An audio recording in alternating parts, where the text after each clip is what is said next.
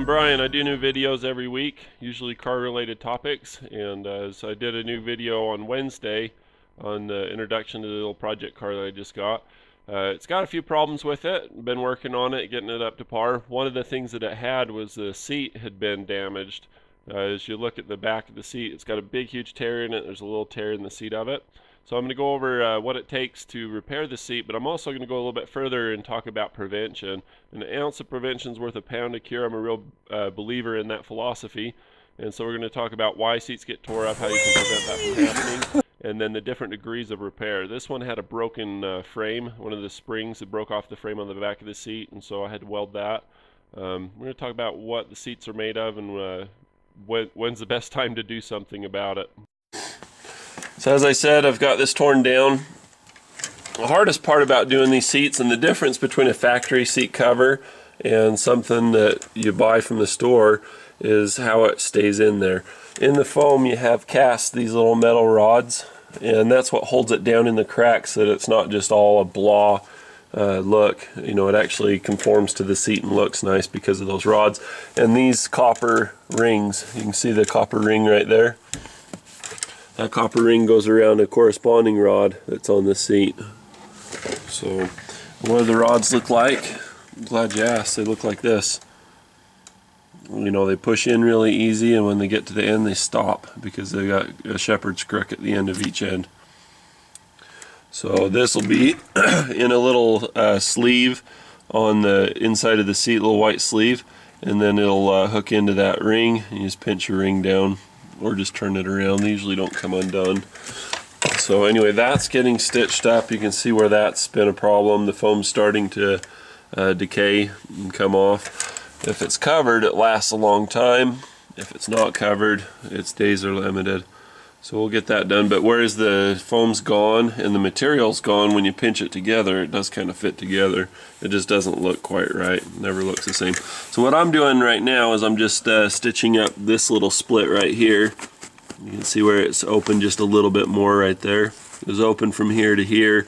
I got from the middle here and just couldn't stand having to put the thimble on over and over again. So this back side, it's really thick. It's got foam, it's got backing, it's got fabric, and it's got the old stitch in it. So you need to be able to push hard. So I got the biggest thimble I could find. I blew it up with the torch trying to stretch it out. It popped because it's pot metal. There's air in it. And it's pretty much see-through down in the bottom from stretching it with different drifts and punches and all kinds of stuff, chisel handles that I was pushing it with. But you see here I've got just a little bit of the tear left. I'm almost to the end of this one, and basically I found it works better if you start from the thick side and punch through the thin side. So go like this, just punch it through,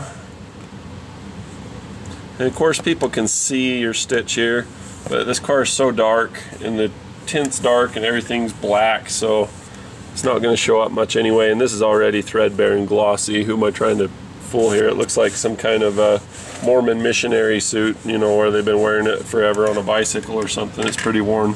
Okay, I'm going to finish stitching this up. I'm going to sneak underneath back here and then go this way, and then you've got to see this. Here's the seat where it was torn up so bad. I took it to my sweet neighbor and she stitched it up for me. Her sewing machine's not on the fritz like mine. And you can see the tear right there just a little bit. You almost can't see it. It was so bad. She just worked miracles with it basically. You can see how it's the width here is great. And then through here it's just a little bit thinner, and then it goes back out. When you look at the other side, you can see that it's uniform all the way down. But unless you're really looking at the width and really trying to tell, you're not going to notice the difference. So, awesome. Remember those rods I was telling you about? There's rods in the seat here. See, here's one right here. I got to put the other one back in. There's one going across. You can see where they intersect here, locked together. So you got metal rods to metal rods holding this stuff down. But basically you're going to put this together and you're never even going to know the seat was torn. It's going to look awesome. And the best part of all is that this foam isn't going to go anywhere anymore. It's not going to be all degraded. Man, that's so much better. I just hate it when there's a hole in the seat because I feel like I'm walking on eggshells or, you know, creeping around trying to not wear it worse. Let's take a few more of these. This thimble almost kind of stays on my finger. Almost kind of, but not quite. Boy, and it's thick and tough. You better have a non-slip thimble or else it's just really going to come apart on you. If you don't like the thimble method, and I really don't, another thing that you can do is just get a small pair of needle nose pliers. I mean, that's what a lot of doctors and people stitch you up with. Just grip it about 1/4 of the way back, just enough to where you can punch through, and just use that. You have to push so hard and it's just a pain. Plus, if you push it through with the thimble, even if you get it through, you can't pull the rest of it through very well. So you got to get the pliers to pull it anyway. So this just makes some sense. But more so if you have big hands. If you got little hands, you already got a thimble, you don't have pliers, do the thimble. If you got a little pair of pliers, you can do it this way. If you don't have a pair of pliers, buy some pliers, you cheapskate. I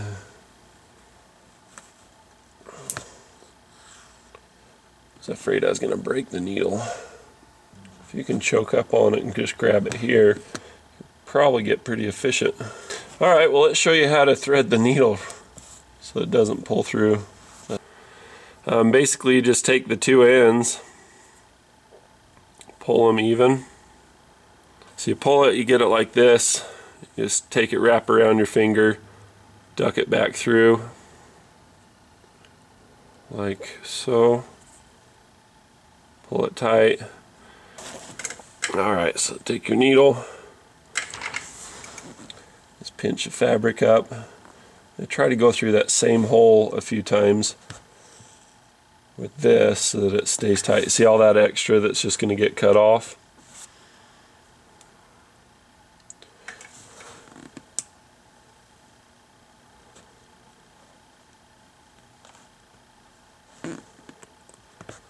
You gotta watch your thumb, your pretty thumb, because you can get that hit with the needle if you're not careful.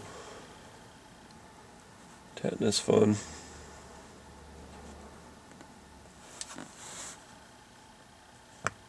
Really watch that thread so I don't cut it again.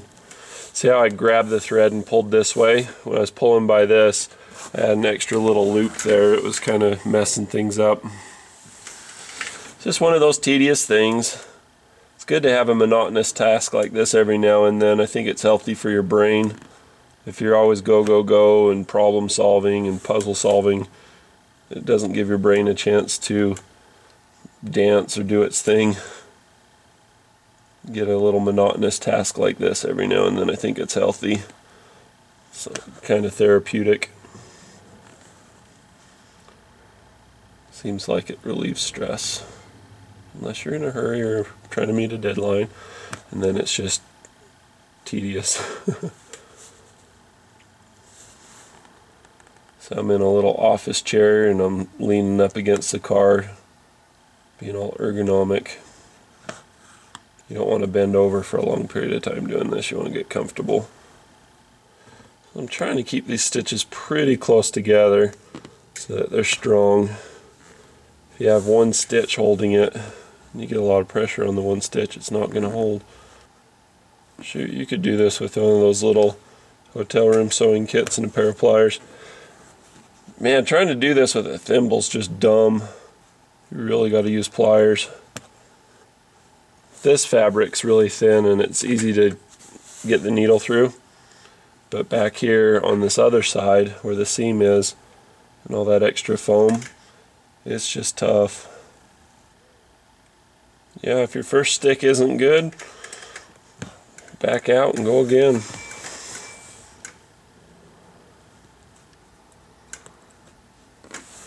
It's been crazy lately. Everybody's been trying to get the car in to see me. It's like it's supposed to be winter or supposed to be a lull or something. It's just been so busy.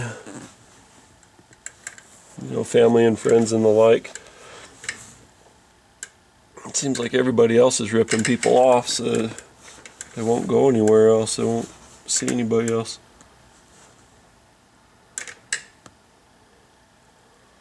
On one hand, it makes you feel special, and on the other, it makes you feel tired. You're a little bit stressed. So I'm just going to hit this last little bit over and over again. Just make sure that it's real tight on the thread so that it doesn't pull out. If it does pull out, there's more behind it, you know. Just run it right through the thick of it one last time. Pull it tight. And give it just a little snip. There. Nice and strong. Good to go. You want to see my sewing kit? A lot of people, they're not going to use a straight needle for this. They're going to use one that, just like when you're doing stitches, you can get the thing out of there. So here's a curved needle. Oftentimes people do stitches with these. Stitching up a seat with these is actually pretty nice, especially when you're doing the plier method. Tell you what, this is a female-dominated niche. It doesn't have to be. So here's your seat, or my seat. This is where the headrests go in and out. You really got to tug and work. You can see where the plastic goes this way. So a hole this way isn't very big, but if you stretch it out or pucker it up, then it gets wide sideways. So you just got to work that to your advantage to get it off. You got zippers on the back to give you access to the little rods that are in it. You can see where the rods go, you know, where you rest your back. The interface make a little square action. The other rod I got to put back in here. But you basically just take all of your little copper rings and just twist them around so that they hold at the corners of it. Just throw a sweatshirt over it. So then there's some more that secured on the back side that you got to worry about just a little bit. And you got your airbag stuff here. That's the explosive charge. It just blows it all out the side. Don't really got to worry about a whole lot doing this though. So as far as sewing seats, you take it off and you sew it inside out because it's easier that way. This is the stitching. That's why all the hassle. It's faster to take it off if it's a big stitch job. You don't want to be sitting here doing that with pliers for something that's, you know, 10 inches, 2 inches, 3 inches, 4 inches even. It's faster to just do this. But if you got a big long one like this was, better just take it off. So going on and off, this is 100% inside out right now. And you can see you've got the copper wires wiring these bars together. See, it's wrapped around. Turn them around so it's pokey in that way. You don't want them poking you in the back. So all of these are wired up all the way down this side. You know, at the bottom corner here. I'm wired in at the bottom corner down there. I don't know if you can see that, but when I tug you can see that it's connected. So once those are all connected and in, then we turn it right side out and just fold it up and over the back of the seat. Now it starts to look like the little WRX Impreza thing that we know and love. So there's your little airbag thing for reference. You just kind of stretch it out over it. And you see how these sit down all nice like they do. As for the bottom, this is going to click into another part. So you're going to have to tuck that under. And then also this little tail is going to be tucked down in around the hinge, and the same thing on this other side. So all this is pinned in there good, and that's what makes the seat covers look so great and factory. I've got no big huge enormous tear here. It's got a little pucker, but I think that'll work its way out over time.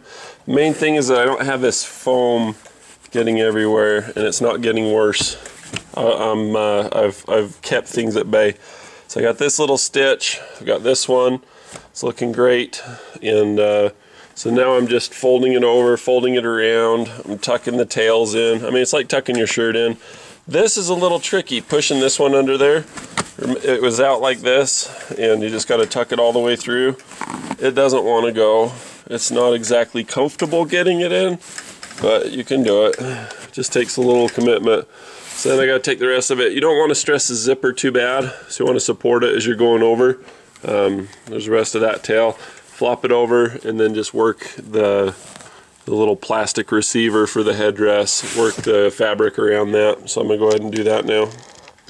You've got a rod that goes in the left side or the outboard side of the vehicle seat. It goes here. So you got to shove this up in there, and then there's a little bar right here. So this is where all your airbag junk is. So you just need to get it clipped in there. And of course you've got your little copper wire. I mean, you could use home wiring, you know, like your Romex, and just strip it for this, or use a ground wire of it. It's the same kind of stuff. It's hard enough to hold in place, hold a shape, but it's soft enough that it's you can make it do what you need to. So I'm gonna get this wired in there, and then I'm gonna zip this down. Make sure my zippers still work. That wasn't too hard on them. And then these here, you can see I don't have the headrest through yet, but you can see, you can kind of get an idea of how that goes down. I mean, you're really stressing it. It doesn't give it up easy, but you can get these to go on like that. So you just tuck it, get it to follow underneath. If I were just think, if I can do this with one hand and with a camera in the other, you ought to be able to do this with two hands. So that's how that goes down. Just kind of work it around. Then you'll get a little bit of wrinkles and stuff, but you just work them out. And then of course I got to go back and get the rest of that foam cleaned up for the last time. I vacuumed this thing like 6 times to get rid of that foam, so it's just shedding. But no more. That's the whole point of this. You think this car doesn't have good acceleration? It busted the back of the seat out. Holy cow.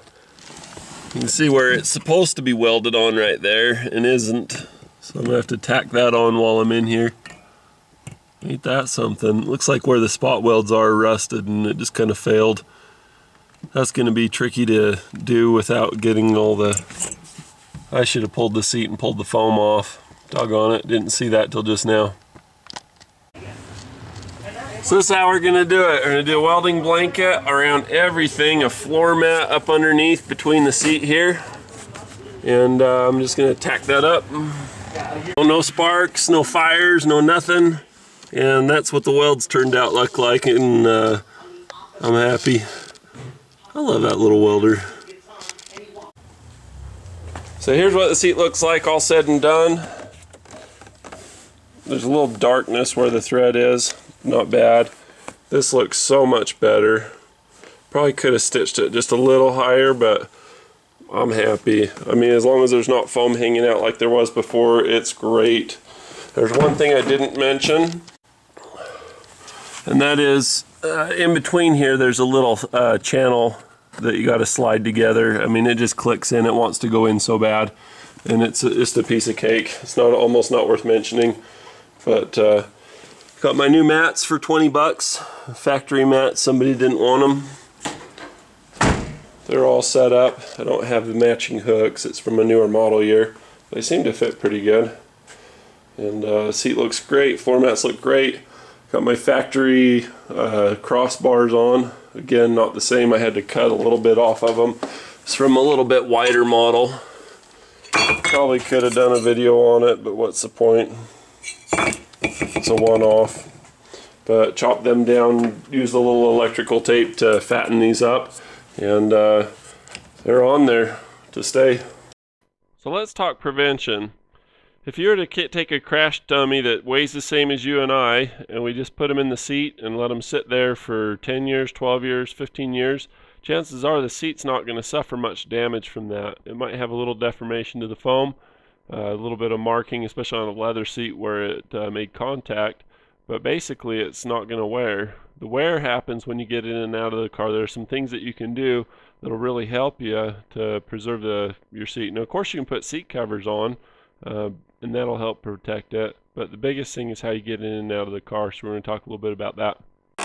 Anybody who's ever shopped for used trucks or has owned an older truck has seen the wear that occurs on the edge of the seat here. The correct way to get in a truck, you notice I've got a ways to get up. If you have a handle like this from a reputable manufacturer like Toyota or the new Dodges, it's a great way to get in the truck.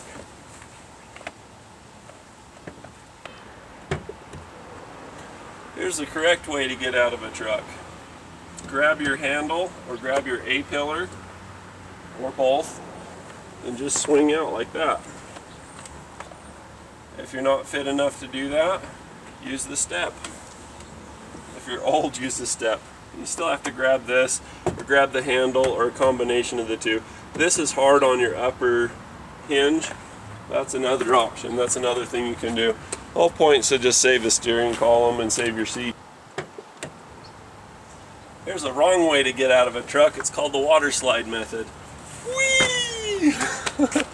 People do that. Not to that extreme, but what it does, you notice I've got a cover on mine, but it crushes the foam and weakens it, and then it also tears it here. Of course, I'm not going to do this on somebody else's car. I'm going to do it on my own for demonstration purposes only. On smaller cars, when people get in and out, they don't water slide out of the seat, and when they get in, they don't yank on the steering wheel this way to climb in. Rather, they'll grab it like this, and then they'll lean back, and they'll use a steering wheel to climb in and out of the car. What this does is it destroys your steering column. You can see the pin on the side of the steering column on this one. This was a pizza delivery vehicle. Wiggle, wiggle, wiggle. You can see the wiggle and the play there. You can see how much the steering wheel moves, and it's on this axis here. That's because every time somebody got in and out, they grabbed the steering wheel. Rather than grabbing the steering wheel, why not grab the A-pillar? The A-pillar is the part that your windshield goes to. So when you pull yourself up and out, you just grab there, and when you get in, you do the same thing. Now, what's the wear item in doing that? What's the hard part about that? It's this beetle tape or bead tape around the windshield, and it's very easy to replace. So it's a lot better than having to replace the steering column. Here's what that pin should look like. It's about to fall out. The only reason it didn't fall out is all of these wires were rubbing against it and holding it in, which almost caused some other issues. When we look to the other side of the steering column, here's what it should look like on the other side of the steering column. You can see that there's 3 dings in the aluminum or magnesium or whatever this is made of, and that's supposed to hold the pin in. But over time, that pin pushed against those little 3 tabs that were bent in and caused the pin to be able to come out. So with this truck, it doesn't have the bar. It's got the A-pillar, but it's really fat and hard to grip. There's a thing you can do here. If this were my truck, I would put my fist there and then get in, and same thing when it came time to get out. I'd put my right hand behind my back and just support myself so I don't have to slide out. This vehicle's not as tall, so you don't have a step bar. Like you say, you don't have a handle, but just putting your hand there, that's a great way to do it. For getting out, you can grab the front part of the door and go that way. Either way, you're not sliding down the seat and you're not yanking on the steering column. Here's the right way to get in and out of a little car. You can do the thing with your hand, just put your fist on the seat and then lean in and get in that way. Usually that back part of the seat doesn't see any other wear, and your hand's not doing a lot of movement, so it doesn't hurt it. The other way you can do it, I've seen people do this. That seems a little uncomfortable, but you can use your elbow and get out this way. And you can do the same thing getting in. But again, you're just using your A-pillar, and I'm not getting into the glass. You don't have a big grease mark on your windshield. You can use your hand or whatever. You can use the door, but again, that front hinge takes some wear from doing this, and you don't want to grab this part of the frame of the door getting in and out, because that'll get bent, I promise. As there was somebody the other day at the parking lot of the parts house, and they bought new weather stripping basically. They were trying to get it in because they had some whistling, because at some point somebody had used a pry bar or something and broke into their car, so they had an air gap here. That's because this isn't that strong. Think of this as like a tent pole or something that's squared up. So basically all I did is I put the window down, I grabbed this part of the door, I leaned on it this way. You can see that it starts to move even just demonstrating. So you don't want to bend this or else it'll make your car whistle. If you want to use the roof, use the A-pillar or use this front part that's reinforced. Don't use this. Don't adapt to what I'm saying and go to here, or you'll have problems. Who knew it was so hard to get in and out of a car, right?